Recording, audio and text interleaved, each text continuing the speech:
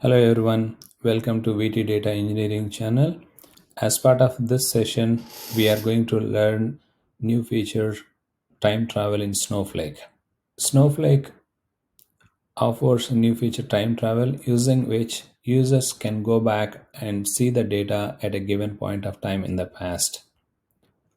So we can also restore accidentally deleted data, or if you want to see what was the state of data at a given point of time, either yesterday or day before yesterday, using time travel feature. And also sometimes for debugging or for testing purpose, we need the data as of previous day or day before yesterday, or even past given time. So we can, using time travel feature, we can clone the base table and create a snapshot table with time travel feature. And audit requires data to be seen how the historically data has been modified. Using time travel feature, we can show audit people how the data has been changed historically. And some complaints asks business to store the data for certain period of time. So time travel feature allows Snowflake to maintain the data up to 90 days. So all three tables supports time travel.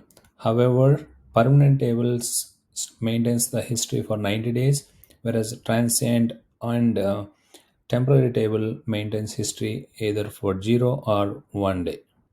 As we discussed earlier, Snowflake maintains metadata for databases, schemas, and tables.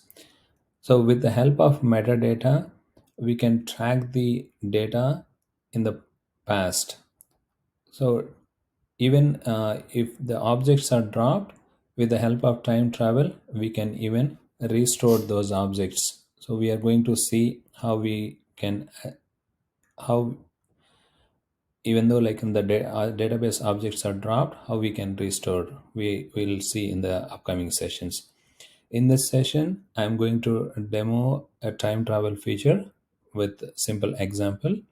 So here we are going to create a table and load the data, and then once the data is inserted, after some time we are going to update the data, and we want to see how the data was there before the update. So we are going to see two keywords, at and before. Using at command, if you know specific time, we will specify that at particular time. In case if we are not aware of the time, we can tell, okay, show me the data before this particular time. Here we created a table called customer, and we inserted 100,000 records. I just want to see, like, whether the data is inserted here. The data is inserted, and we take the timestamp of the data insertion and see. And next step, what we are going to do here, we are going to update all the customers using email called johndoe@gmail. So here, when we update for all the customers will have the same email ID. So if you see here, the distinct will be one email.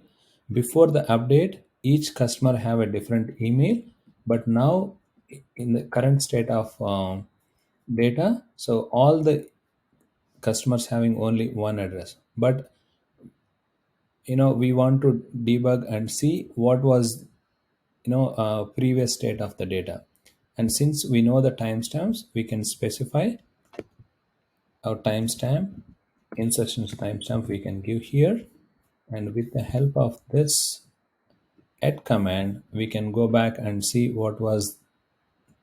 You see here, we specify this is the insert timestamp when the data was inserted, and each record having a different email. Whereas the current state doesn't have that. The current state having all the customers having only one address. So that's how we can go back in time and find out the previous state of data. at a given time. And in case if you just give the current timestamp, so and here in case here we just specify a distinct only one column, but in case if you want to see all the columns, you can just specify select star. And there is another word keyword that I mentioned before. In case if you are not sure at a given time, you can specify a timestamp, and you can get the data before this timestamp. Okay, this is how we can go back and see the data at a given point of time using time travel feature. Hope you got some understanding on time travel. I'm going to cover two more features on time travel in next two sessions. Thank you for watching.